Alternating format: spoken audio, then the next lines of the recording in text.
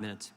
Impeachment nostalgia always warms my heart, but we are here focused on a weaponized government, a whole-of-government approach that has been turned against the American people. And while Rudy Giuliani may have been running around with the laptop in 2020, what is an indisputable fact is that the FBI had the laptop in 2019.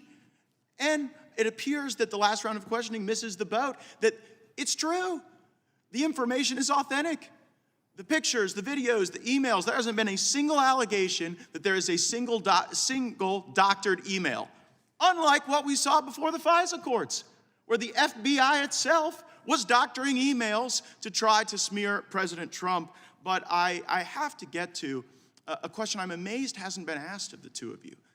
This FTC consent decree, where it is government action subject to rigorous scrutiny under First Amendment standards, government action demanding that your names be listed. How did it feel when you found out that you were being expressly targeted by a government document based on your reporting? It was chilling. I mean, it's disturbing. I never thought that would happen in the United States of America, to be perfectly honest. I've lived in a bunch of authoritarian countries. I've visited a lot of authoritarian countries. Never thought this kind of thing would be going on here. And the nexus to authoritarianism is the desire to control the nature of truth itself. Our understandings change about things. We learn new things. We challenge prior assumptions. But if a bunch of people in Washington, D.C. get to decide what the truth is, and then enforce it on the country, and then punish and target those who report on their conduct, we are drifting more toward that. How did you feel, Mr. Taibbi, when you saw your name? I was upset, obviously. I lived in Russia during the 90s and early 2000s. I was there when Putin took power. I was friends with a group of very brave, muckraking reporters in Russia, many of whom didn't make it. A few of them were murdered after Putin came to power.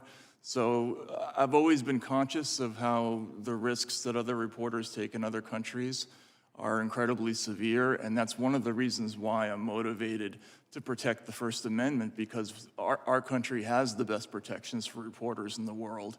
But this kind of thing, where the government is looking for information about reporters, it's usually a canary in the coal mine that something worse is coming in terms of an effort to exercise control over the press. And so on that level, it's absolutely disturbing.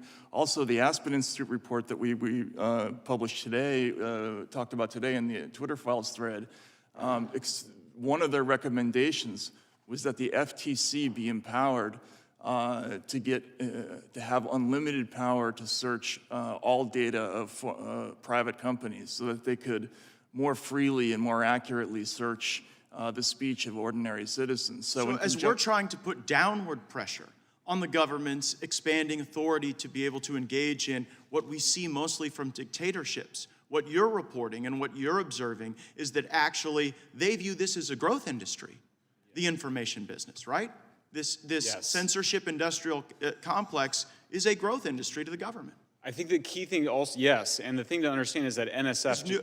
What is NewsGuard, and how are they part of the censorship industrial complex? Yeah, and by the way, we talked about Richard Stengel. He's on the board of NewsGuard. NewsGuard and the Disinformation Index are both U.S. government-funded entities who are working to drive advertiser revenue away from disfavored publications and towards the ones that they favor. This is...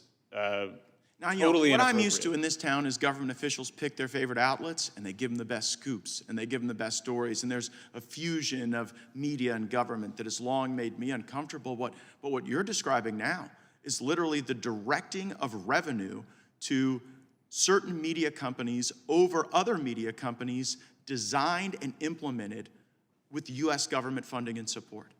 That's right.